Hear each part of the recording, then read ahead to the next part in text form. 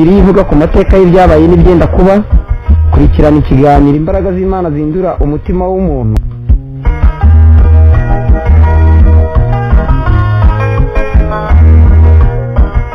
Dawidi we wamaze gusobanukirwa n'iby'uwo mugisha n'iby'uwo murage, maze amaze kubarwa abandika muri Zaburi, aravuga ngo hahirwa ababarwa ibicumuro by'ibyaha bye bigatwikirwa. Aravuga ati wowe ufite amahirwe kuko ikibazo cyari kimaze gukemuka, amaze kuruhuka, amaze kubona amahoro y'umutima. Nshuti z'Imana, ubuzima bwose wabaho, ibyo wakora byose, ibyo wakwinezezamwo byose, uzirikane ko nyuma yabwo hazaza urubanza kandi uzabazwa uko witwara.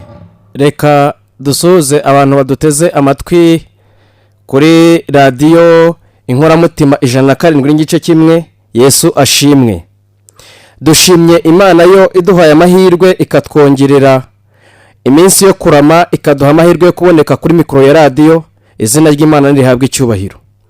Dusuhuje abari mu majyepfo bakunda gukurikira ibiganiro byacu, ndetse bakaba rwose bakunda kutwandikira message k'ibiganiro dutambutsa kuri iyi saha, ndetse bibafasha cyane. Nukuri reka tubabwire ngo aho muri Uwiteka nabishimire, kandi abari mu majyaruguru nabo nuko nguko turabasuhuje, abari iburasirazuba turabasuhuje, uburengerazuba turabasuhuje, ndetse n'abari muri uyu mujyi wa Kigali. Reka nukuri tubasuhuze mwese mu ndamutso y'umwami wacu Yesu Kristo. Yesu ashimwe. Nge rero turi kumwe kuri mikoro ya radiyo, amazina n'imbonega Bayobu. Reka nshima Imana ko nanjye kuba mbashe kugera kuri mikoro ya radiyo ntago ari ku bwanjye, ahubwo ni imbabazi z'Imana. Imana nihabwe icyubahiro. Mbere yuko rero dutangira ikigisho cyacu, reka tubanze twiragize Imana. Urakoze mwami Yesu, urakoze Imana ifite ubutware ikagira ubushobozi, Imana ivuga bikaba, wategeka bigakomera. Turagushimye cyane, nuhabwe icyubahiro. Tugushimiye ko udukorera byinshi bitangaje, kandi ibyo ukorera ikiremwa muntu nta kibi kirimo, ahubwo ni ibyiza. Umwuka duhumeka ku buntu, uburinzi bwawe butajya bubura kutugaragaraho uko bwije nuko bukeye. Uwiteka utumenyera ibidutunga, ndetse ukatugenera igihe cyiza nk'iki ngiki kugira ngo ijambo ryawe ritambuke. Nukuri turabigushimiye, nuhabwe icyubahiro. Twishyize mu biganza byawe rero kuva iyi gahunda itangiye, ubwo ijambo ryawe rigiye gutambuka. Turinginze cyane, yaba ari abaduteze amatwi ubaho umugisha uturuka kuri wowe, abanyamakuru bakora kuri iyi radiyo bagire neza. Dusengeye igihugu cyacu mwami kugira ngo Uwiteka ukomeze kutugirira neza, abayobozi bacyo ukomeze kubafata mu maboko, kandi Uwiteka buri wese utuye muri iki gihugu uhirimbanira kugushaka, mu izina rya Yesu rifite ubutware kagira ubushobozi. Reka imbaraga yawe yongere kumwiyereka, yongere kubona kugira neza kwawe, abashe kugusobanukirwa, maze ubwo ugiye gutereka intebe ku kintu tuzishimire kugusanganira. Nuhabwe icyubahiro. Rero twishyize mu biganza byawe kugira ngo duhirwe nawe, tubisabye twizeye mu izina rya Yesu, amen. Dushimye Imana. Abaririmbyi bongeye kutwibutsa yuko igihe cyo kuza kwa Yesu cyageze. Aba baririmbyi, iyi ndirimbo ndayikunda cyane, ni imwe mu ndirimbo zikunda kunkora ku mutima, kandi zongera kutwibutsa yuko kuza kwa Yesu rwose navuga ngo ni ihame ridakuka, kandi koko abantu bagiye babibwiriza kenshi. Ijambo ry'Imana rigenda ritambuka kenshi ritwereka ko kuza kwa Yesu byegereje, ariko reka mbabwire ngo ntago bigitinze. Yesu Kristo agiye kuza. Wabyemera utabyemera, Yesu Kristo agiye kuza, kandi uko yaje bwa mbere akavukira kuri iyi si, akavuka isi yarimo akaduruvayo kenshi, hari ibibazo bijyanye na politike byatumye iyobokamana cyangwa se kuvuka kwa Yesu kutamenyekana mu isi, bikamenywa n'abantu bake. Icyo gihe kubera intambara z'abamikusi n'ikasikaze, ubwo ni muri Daniel 11, uhereye ku gice cyaho ku murongo wa mbere ugakomeza kugeza icyo gice cyose gisoza, uhasanga akaduruvayo k'intambara zari ziri igihe ubwami bwa gatatu bw'Abagiriki bwari bumaze gusoza igika cyabwo. Haje ubwo bwami bwa gatatu bumaze kwima ingoma, igihe Alexander wari ubuyoboye yari amaze gutanga, yasize abajenerali 4 bayoboraga ubwo bwami bwa gatatu bw'abagiriki, noneho haza kuvamo amacakubiri no kugongana no kutumvikana, noneho ibyo biza gutera umwuka udasanzwe, bituma bahora mu ntambara. Bamwe ugasanga barwanye abo kwa Pitolemyi, ugasanga barwanye n'abo kwa Seleukusi, abo kwa Seleukusi bakarwana no kwa Kasandere, abo kwa Kasandere ugasanga barwanye n'abo kwa Lysimakusi. Usanga biragenda bagatogo, ariko ibyo byose byabayeho kuko Satani yari azi neza yuko igihe cyo kuvuka kwa Mesiya cyegereje. Ibyo bibazo byo muri politike rero byatumye abasengaga mu ishyanga ry'Abayahudi, kubera intambara zabacaga hejuru n'umwuka w'intambara, byatumye batagira imyiteguro mizima, babaho imibereho yo guhangayika, badahangayikishijwe n'icyakiza ubugingo bwabo, ahubwo bahangayikishijwe no kwibaza ngo ejo hazaza bizaba bimeze gute. Ibyo bibazo rero, ako kaduruvayo katumye Mesiya avuka, cyangwa se Yesu Kristo avukira mu isi bwa mbere. Abari bariho ntibabasha kubisobanukirwa, bimenywa n'abantu bake cyane. Ibyo ngibyo Yesu yongeye kubisubiramo muri Matayo igice cyaho cya 24 guhera ku murongo waho wa mbere, dore ko hari amagambo titire yaho iratubwira ngo iki. Iratubwira ngo ibyerekeye kurimbuka kwa Yerusalemu no kugaruka kwa Yesu. Yerusalemu, ibimenyetso byagaragaje kurimbuka kwa Yerusalemu, ababyize ndetse n'abo Yesu yabwiraga bari bariho barabibonye. Yesu Kristo yarababwiye ngo ubwo muzabona ikizira murimbuzi gihagaze ahera, ubwo ni ku murongo wa 15, mu dukubo umwanditsi atwandikira umurongo wa 14, ariko ubwo muzabona ikizira kirimbura cyahanuwe n'umuhanuzi Daniyeli gihagaze ahera, mu dukubo hari amagambo akomeye avuga ngo ubisoma byitondere. Aya magambo Yesu yavuze ari ku musozi wa Elayo, arimo arabwira ati ibi bintu mbabwiye ni ibintu bigomba kubanziriza kurimbuka kw'ishyanga ryanyu rya Yerusalemu, kandi bikazaba ari ibimenyetso simusiga bizabanziriza yuko mbere yuko ntereka intebe ku bicu. Umva, iby'Imana yavuze ni ukuri 100%. Ibi bimenyetso Yesu yasize atanze byaje gusohora kuri iryo shyanga rya Isirayeli. Noneho ikintu cyabayeho ni kimwe. Ubwo ingabo zari ziyobowe n'umujenerali witwaga Festus, ubwo ni ingabo z'Abaromani, ariko akaba ari umujenerali wari woherejwe n'Uburusiya, arangije aragenda gota iri shyanga. Umva, abari bari muri Yerusalemu bahise babona ikimenyetso mpuza, ikimenyetso simusiga kigaragaza ngo Yesu Kristo ubwami bwabo bugiye gusoza. Umva neza, Yerusalemu igiye kurimbuka, bahita bamenya ikimenyetso simusiga. Umva, dore ko Yesu yari yababwiye ngo nimuramutse mubonye ibyo bimenyetso, uzaba uri hejuru y'inzu ntazamanuke ngo ajye kugira ikintu afata, uzaba uri mu murima wiwe nyine zakiza amagara yiwe. Noneho ikintu cyabayeho, izo ngabo zari ziyobowe na Festus zimaze kugota, igihe kiza kugera bava mu birindiro basubira aho baturutse. None bamaze gusubira aho baturutse, ishyanga ry'Abayuda barangije, umva, abari abayobozi muri bo barangije bavuga ati nimureba ko Imana iri kumwe natwe. Ibyo ngibyo byaje kuba muri Yerusalemu, nibyo birimo birabaho muri iyi minsi ya none, aho Imana irimo iratanga ubutumwa budasanzwe. Isi yuzuyemo akaduruvayo, ahatari umwuka w'intambara hari intambara. Umva, ibibazo bidasanzwe byuzuye muri iyi si. Ni ikimenyetso simusiga kigaragaza ngo iyi si yacu irimo irakamwa amakuru. Nshuti bavandimwe muduteze amatwi, nta bimenyetso ubona hirya no hino. Yesu yaravuze muri Matayo 24, ugende wicare neza utuje, urebe neza buri kimwe.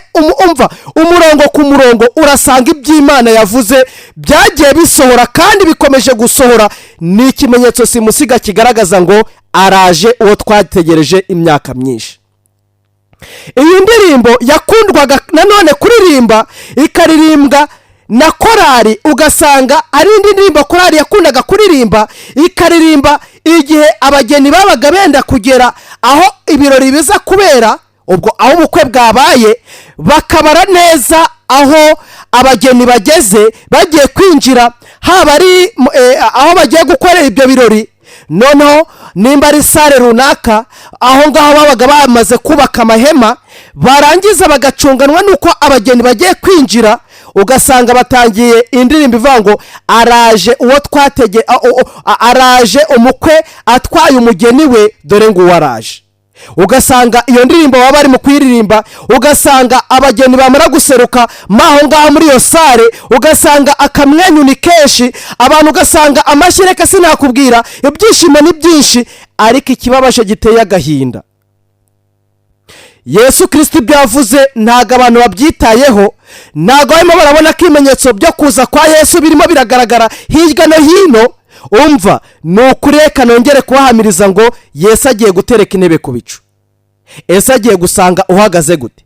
Ese agiye gusanga ufitanye umushyikirano uhamye hagati yawe n'Imana? Bitekereze neza muvandi, ongera utekereze, wongere kwibaza.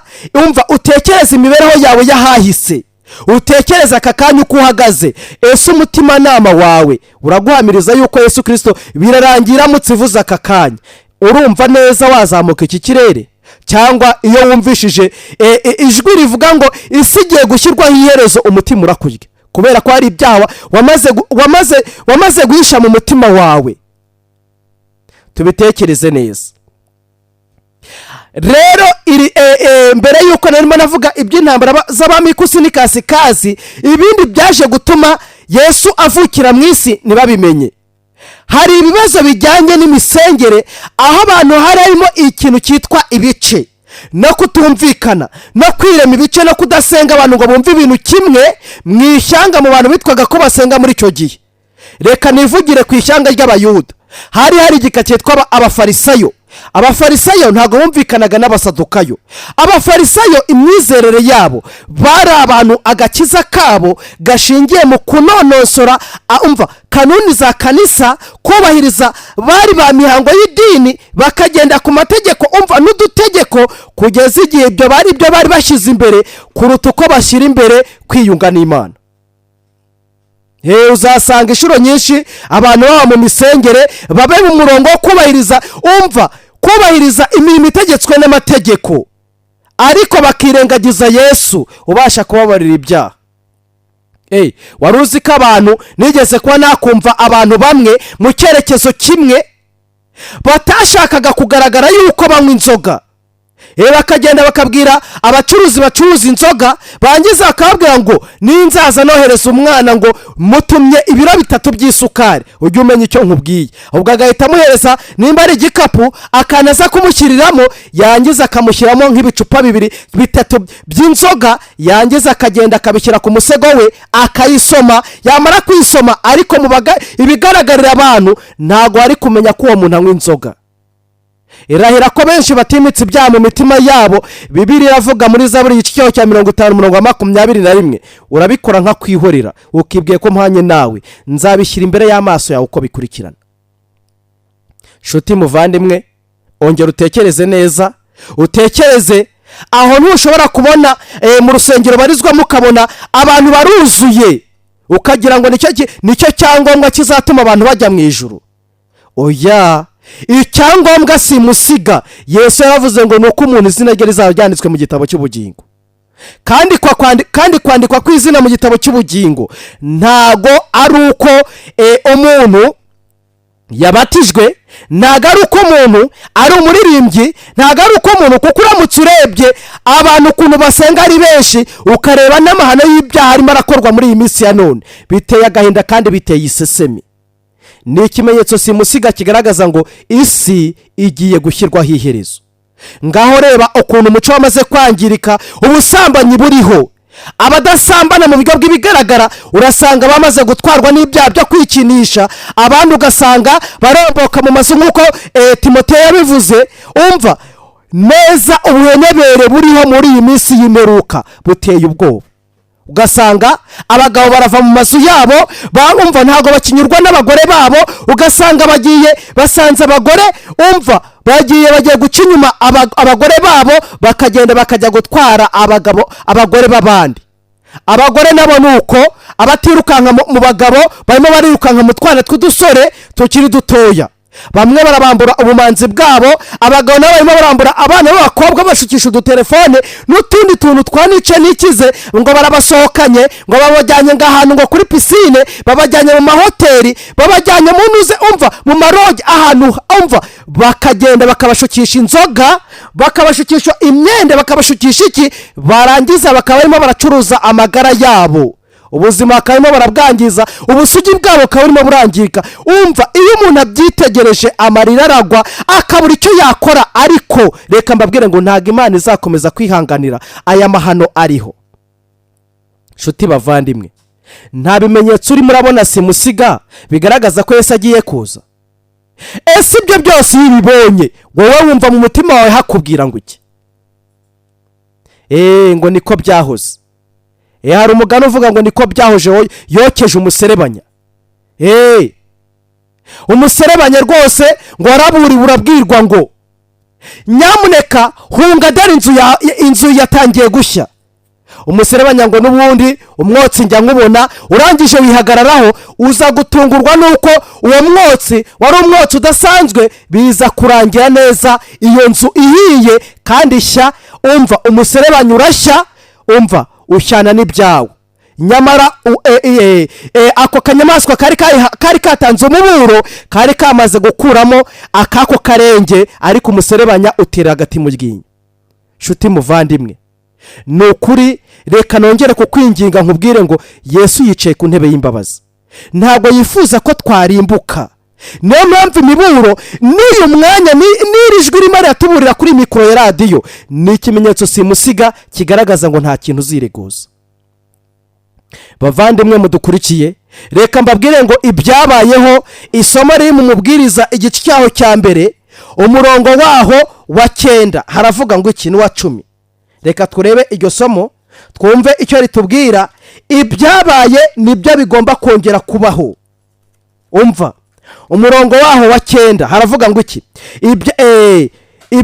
Ibyahozeho nibyo bizongera kubaho, kandi ibyakozwe nibyo bizongera gukorwa. Nta cyadutse munsi y'ijuru. Mbese hari ikintu cyavugwa ngo dore iki ni inzaduka? Ntacyo cyahozeho kera mu bihe bya kera cyahozeho. Nta kintu kirimo kiraduka kitigeze kibaho. Bavandimwe, nimba Yesu yarasize atanze ibimenyetso akabitanga, kandi ibyo ngibyo bigasohora amaso ku maso, akabwira ati mbere yuko ishyanga rya Yerusalemu ririmbuka dore mbahaye ibimenyetso simusiga.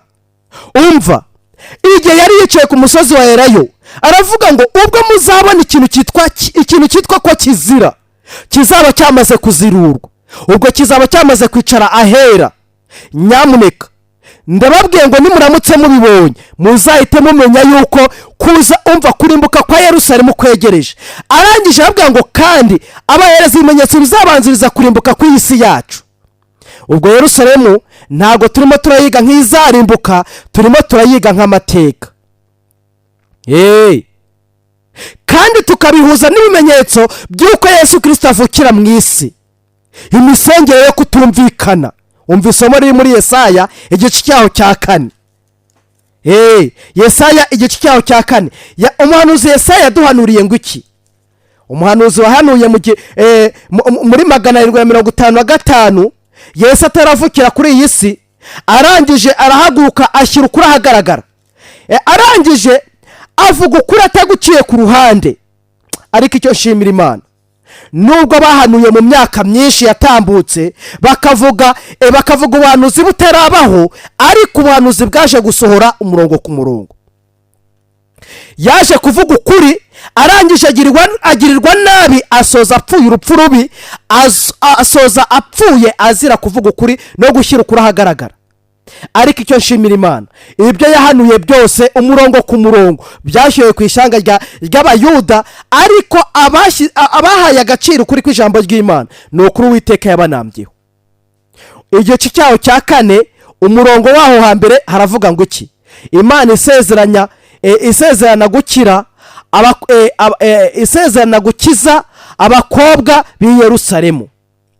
Uwo munsi abagore 7 bazajya ku mugabo umwe bamubwire bati tuzitunga n'ibyo kurya byacu kandi tuzajya twiyambika ubwacu, ariko uduhe kwitirirwa izina ryawe, udukize urubanza rw'abantu.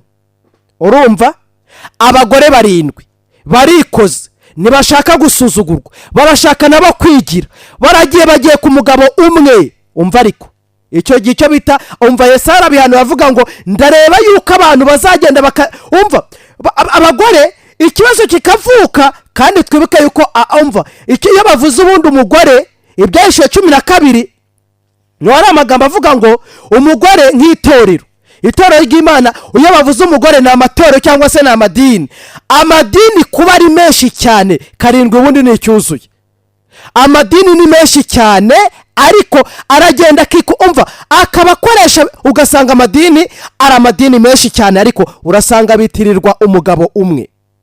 Tuzitunga ariko twemererwe kwitirirwa izina ryawe yuko turi umugabo, dufite umugabo w'isezerano. Kandi ubwo n'abagore bagiye batandukanye bakitirirwa, umva bakajya ku mugabo umwe. Ntabwo ubwo buhanuzi turimo turabona muri iyi minsi ya none, umva na Yesu ajya kuvukira mu isi, ubwo buhanuzi bwari buhayire aho abantu basengaga bari bafite imyizerere myinshi ariko bitirirwa izina ry'Imana. Ubwo ndimo ndavuga abafarisayo bari bafite imyizerere yo kuba bishingikirije mu kunonosora imirimo itegetswe n'amategeko, ariko ntibyababujije kurimbuka. Kubera iki? Kubera ko batari bafite Yesu Kristo, bari bafite Imana mu mibereho yabo, ngo icyaha kibe cyaracitse, ubugome bucike. Bari barimitse ikibi mu mitima yabo, ariko bakishingikiriza ku mategeko. Byaje kubakururira akaga kugeza igihe baje kurimbuka, barimbuka muri 70. Titus araza barimbura, ntihasigara no kubara inkuru. Ngaya amaherezo y'abo bantu bigometse ku Mana.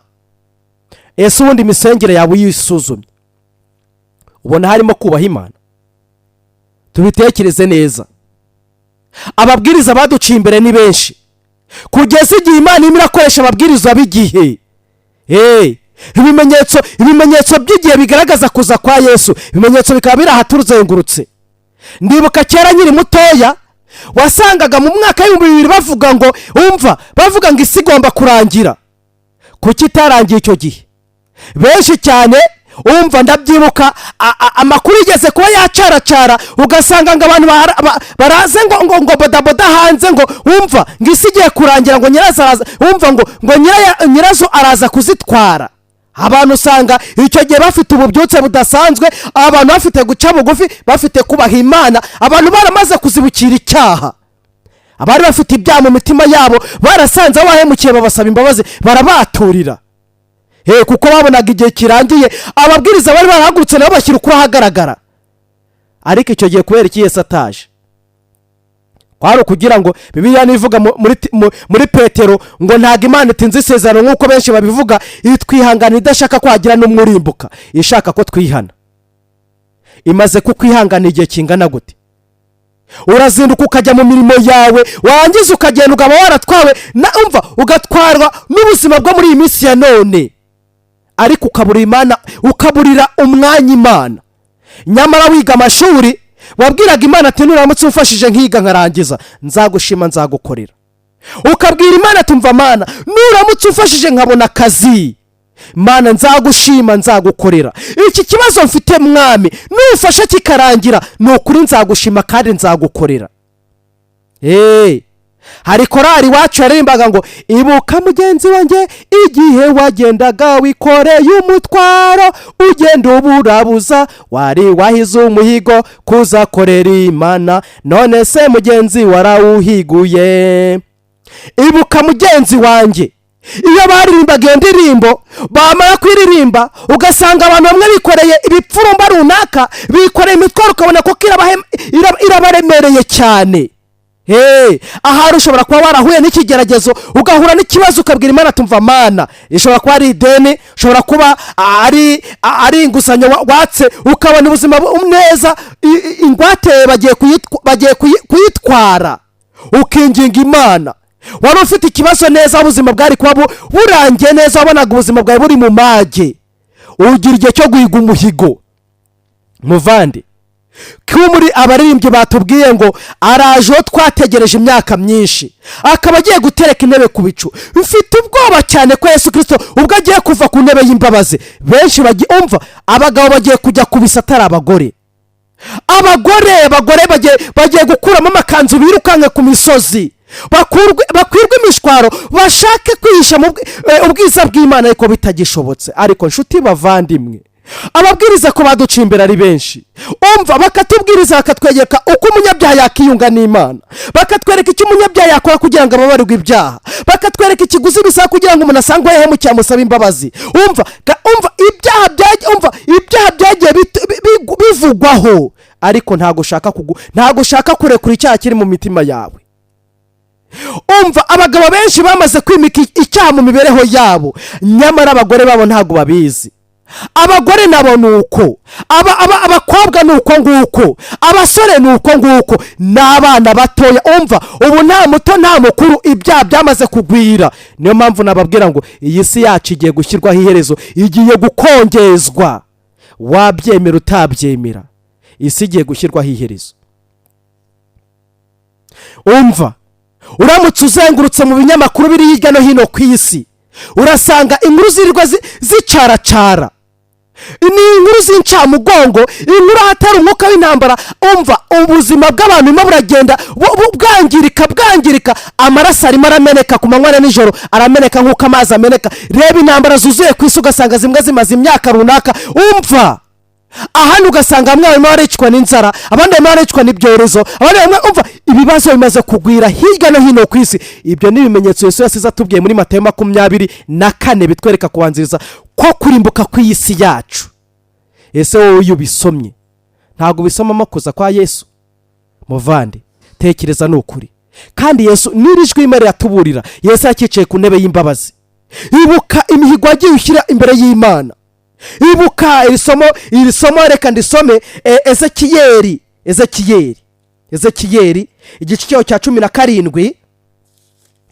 Reka twongere twibukiranye aho urugendo rugeze, twongere turebe icyo umuntu yarakwiriye gukora kugira ngo arokore ubugingo muri iki gihe cya none.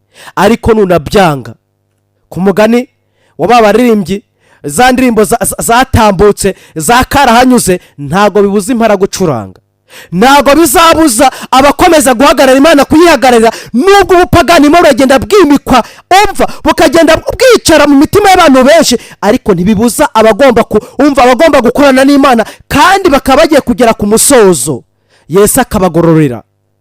Igice cya 17 umurongo wa 18 handitswe ngo iki? Yasuzuguye indahiro, yica n'isezerano. Yica n'isezerano, ndetse yari yamanitse ukuboko kwe arahira, ariko arengaho arabikora byose. Ahantu ducaho akarongo, arengaho arabikora byose, ntabwo azarokoka. Harya ibuka, uramutse ugiye ukareba imanza za divorce, nyamara abantu bari mu masara agiye atandukanye aho bakoresheje ubukwe, abantu bari babari inyuma, haba ari ku murenge mu gikumwe, haba ari mu rusengero. Umva byari amata n'amavuta, yari amata byaye amavuta. Abantu babaga banezerewe, ababyeyi bishimiye yuko bashingiye abana babo. Ariko uyu munsi wa none za divorce zimaze kugwira. Bari bamanitse akaboko, tubyaye tutabyaye, nzajya muhumuriza, nzajya umva amagambo meza bari basinyiye imbere y'imbaga y'abantu benshi. None umva umuhanuzi Ezekiyeli aratubwiye ngo yasuzuguye indahiro. Nta ndahiro we waba waragize aho wari uri mu bibazo runaka, aho wari ufite ikibazo kikugarije, aho wahuye n'ibibazo bitandukanye, wangiza ugapfukama ugashyira amavi hasi ukabwira Imana tumva Mana, nuramutse umfashije nkarokoka iki kigeragezo nkagisohokamo amahoro, nzagushima nzagukorera. Ku Uwiteka bigukoreye wamwituye iki? ahubwo inyituranyo wagaragaye mu maso y'Imana ni ubunyacyaha, ni ukwimika ububi, ukaba waramaze gutwarwa n'ibyaha. Urabikora ukagira ngo Imana murangana, ukagira ngo Imana ni mwene wanyu. Umva, Uwiteka agiye gushyira ibyawe ahagaragara. Umurongo wa 19 haratubwira ngo iki? Ubwo amasezerano hagati y'abakozi n'abakoresha, hagati y'abashakanye, umva, amasezerano n'indahiro ni byinshi.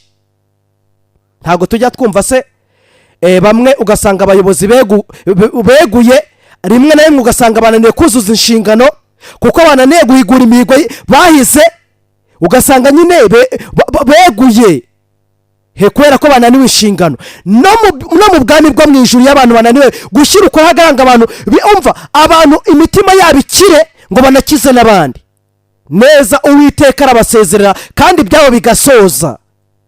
Umva umurongo wa 19, nicyo gituma umwami Uwiteka avuga ati, ndirahiye ni ukuri indahiro yanjye yasuzuguye n'isezerano ryanjye yishe, nzabigereka ku mutwe we. Rahira ko ubwo Uwiteka agiye guhana inkozi z'ibibi, rahira ko nawe utagiye kubigenderamo. Rahira kubera kwanga gushyira umva, kongera guhigura imihigo, ngongere kuvugurura amasezerano wagiranye n'Umukiza. Nyamuneka reka nongere kwinginga. Umva, ubwo mu ishyanga ry'Abayuda abafarisayo wasangaga batera agati mu ryinyo, bakigisha ku basadukayo. Abasadukayo nabo bari bafite imyizerere yo kuvuga ngo umuzuko ntago wabaho, ugasanga nabo bari bafite imyizerere yabo, ukwirema ibice no kutumvikana. Uzi ko uwo mwuka nk'uko Yesaya yahanuye ngo umva, abagore 7 bazajya ku mugabo umwe.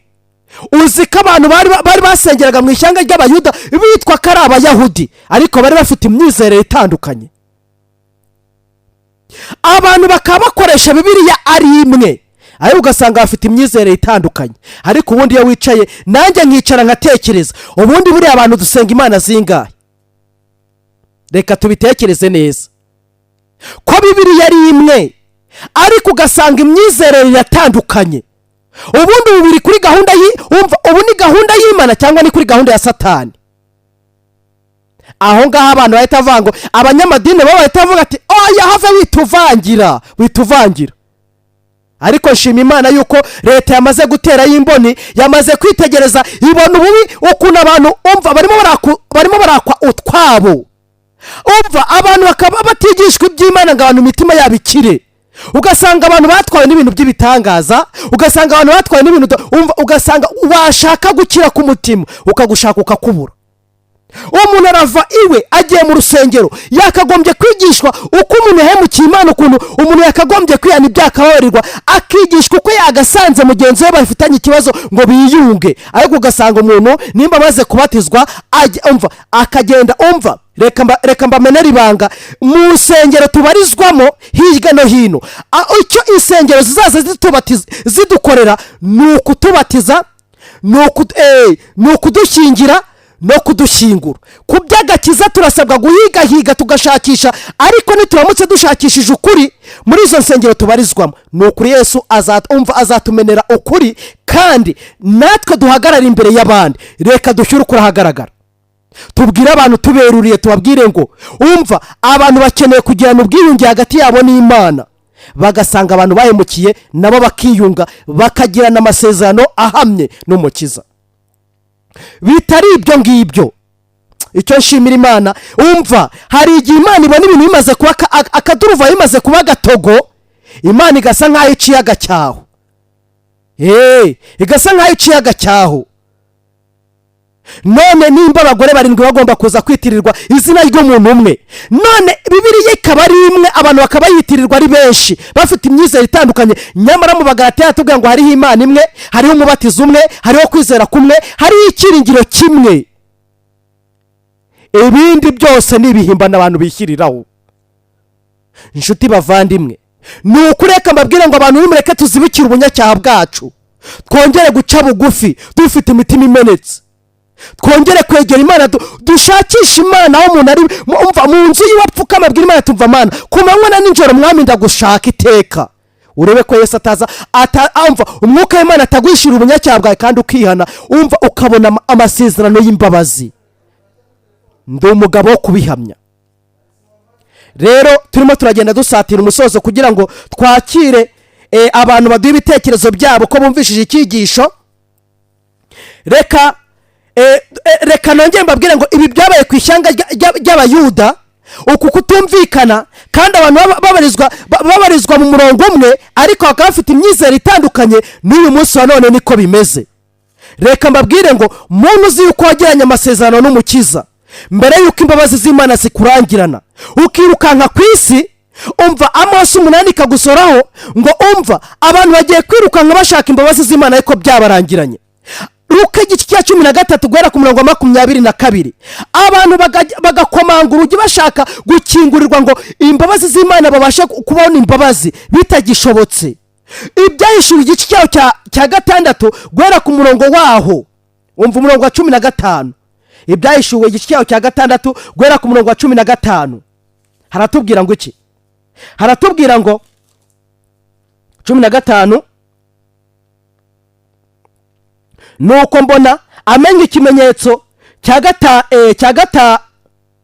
gatandatu habaho igishyitsi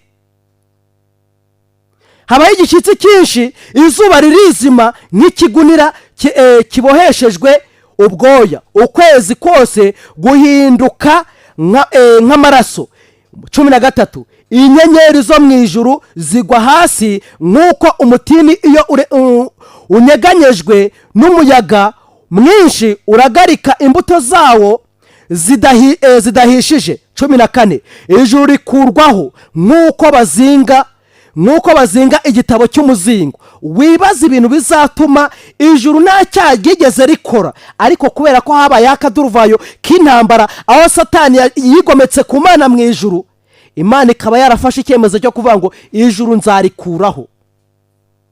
Ese utekereza yuko wowe iyo urebye ukitegereza ibirimo birabera kuri iyi si urabona bigiye kurangira gute? K'iyi si yacu igiye gukongezwa igakurwaho, Imana igashyiraho ubwami bwayo. Umva Imana igiye gutereka intebe ku bicu, inkozi z'ibibi nk'uko Zaburi igice cya 37 umurongo wa 10 yabivuga, ugiye gushakaho umunyabyaha washaka uhabure.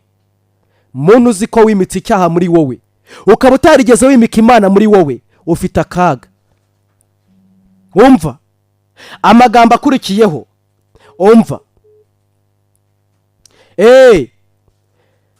umuzingo, imisozi yose n'ibirwa byose bikurwa ahantu habyo. 15 abami bo mu isi n'abatware bakomeye n'abatware b'ingabo n'abatunzi, ubwo n'abafite amafaranga n'abubasha, abavuga rikijyana n'imbata, ubwo n'abakoreshwa, ubwo n'abafite ubwo n'abakozi ariko bafite abo bakoresha, noneho n'imbata zose n'abumudendezo bose. Ubwo no kuvuga ngo ni babandi twavuga bamwe navuga ubwo se turabita ngo ikira, babandi tubona bari ku mihanda basa nkaho wagira ngo na mategeko abagenga, n'abumudendezo bose.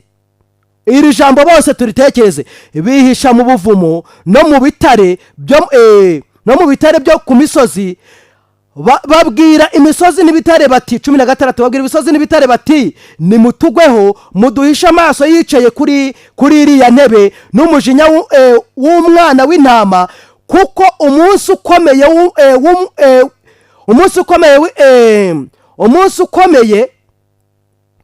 w'umujinya wabo usohoye, kandi ninde ubasha guhagarara adatsinzwe?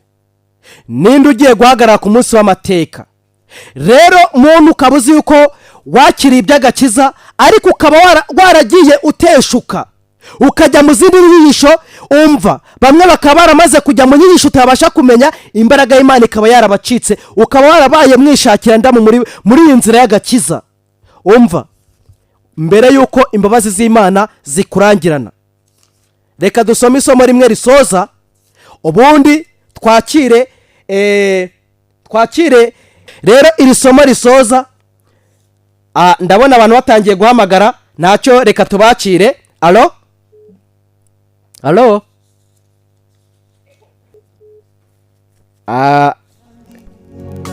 kanyingira kumenya icyamubaka umukiza wawe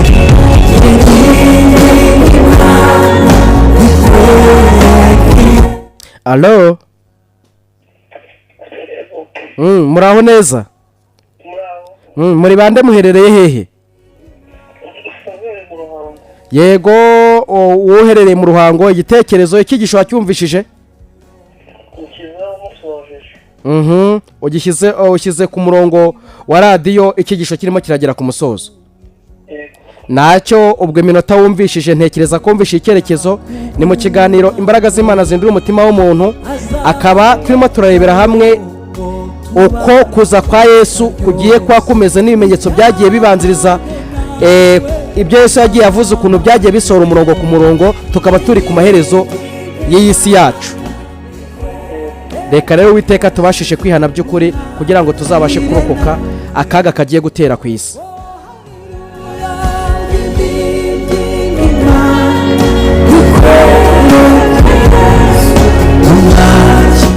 Alo yego urinde uherereye hehe? Uherereye mu Majyaruguru mu murenge wa Musanze. Yego Ikiganiro mwatuzanye aha Imana iradufasha twihanire kure. ni ukuri Uwiteka abigushoboze kandi Imana iguhe umugisha ku gitekerezo cyawe. Yego urakoze cyane.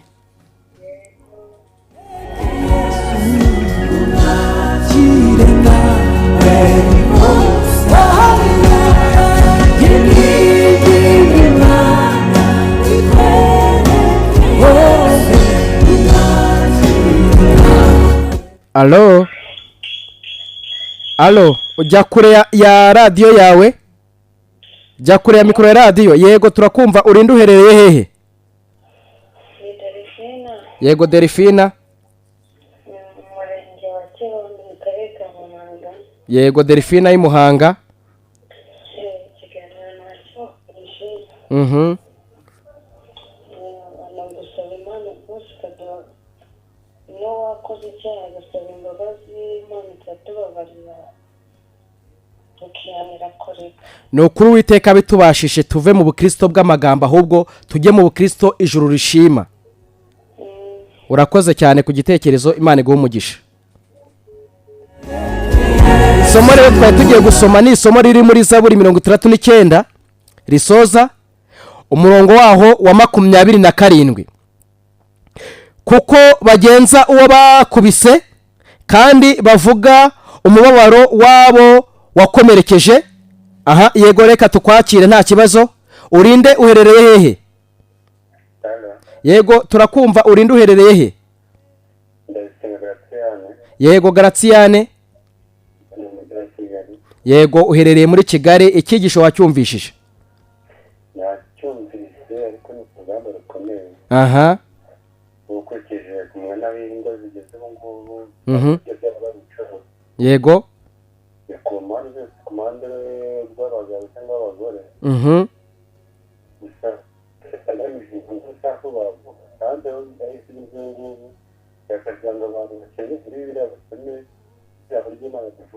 Yego.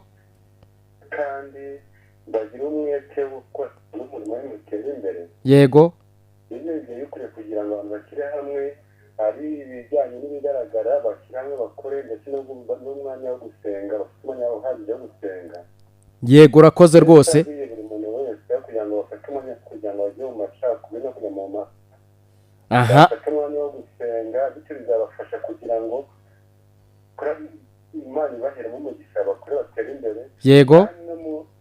Bizabafasha kugira ngo mu by'amwuka n'umugambi w'ijuru izabahembwe ikintu cyose bifuzanye izina rya Yesu. Ni ukuri urakoze cyane. Ubwo biturutse ku ngingo twavuze aho amadivorce agwiriye, aho ibibazo birimo biravuka ari byinshi, nyamara abantu bari bafite amasezerano. Iyo abantu bavuye ku Mana nta kindi kibabaho, no gusigara nyine ibibajemo, ugasanga abantu barafudika, ugasanga kumvikana bikanga.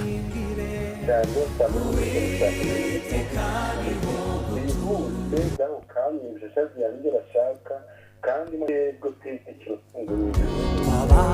urakoze cyane ku gitekerezo cyawe, Imana iguhe umugisha. Umurongo wa 28 haravuga ngo rundanye ibyaha ku byaha byabo, be kwinjira mu byo gukiranuka kwawe, basibanganwe mu gitabo cy'ubugingo, be kwandikanwa n'abakiranutsi. Iri somo ndisomye kuyihe mpamvu? Hari abantu bakiriye agakiza mu myaka yatambutse, bagirana amasezerano n'umukiza, bagirana umushyikirano uhamye n'Imana, ariko uyu munsi wa none aho iki cyigisho gitambukiye bakaba baramaze kutohoka, bamaze kujya mu bibi. Bibiliya iratubwiye ngo nubwo banditswe mu gitabo cy'ubugingo bazagisibwamo bagikurwemo. Nyamuneka rero mbere yuko uvanwa mu gitabo cy'ubugingo, nyamuneka ongera uce bugufi uvugurure isano wagiranye n'ijuru. Reka twakire abantu babiri ubundi dusoze icyigisho.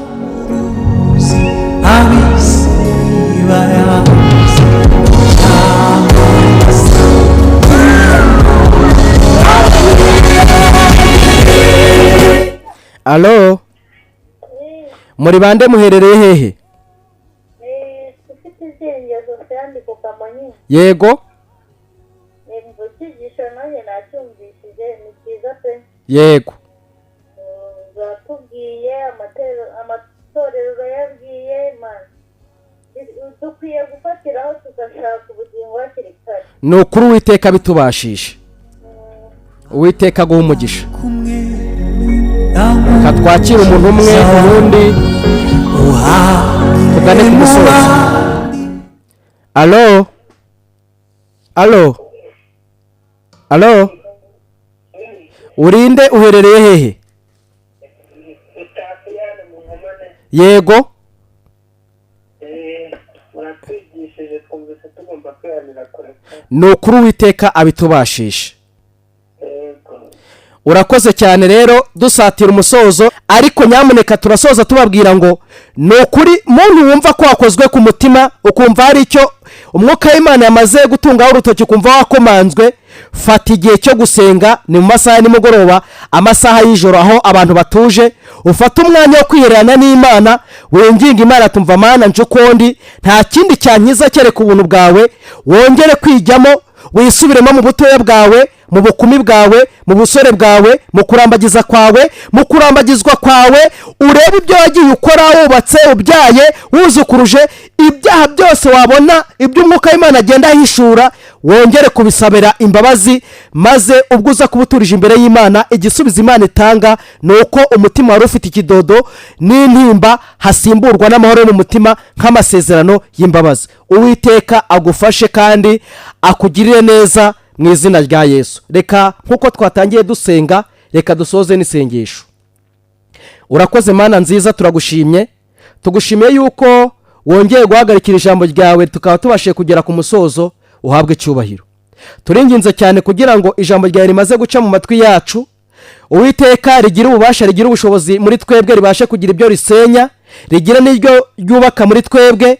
Aho ibibazo byawe bimaze kuvuka, hari abari mu ngo, haba ari hirya no hino muri rusange, mu izina rya Yesu reka wongere kudusanira ibyacu bya abakozi bakora kuri mikoro ya radio yarabaye, kandi Uwiteka no kuba batanga umwanya kugira ngo ijambo ryawe ryigishwe. Ni ukuri Uwiteka uzabibukire mu bwami bwawe. Ni ukuri ababashe gukura ikiganiro baha umugisha wawe. Reka twese tubone umugisha imbere yawe, nibibuka ushaka nibuko twebwe dushaka, tubisabye twizeye mu izina rya Yesu. Amen.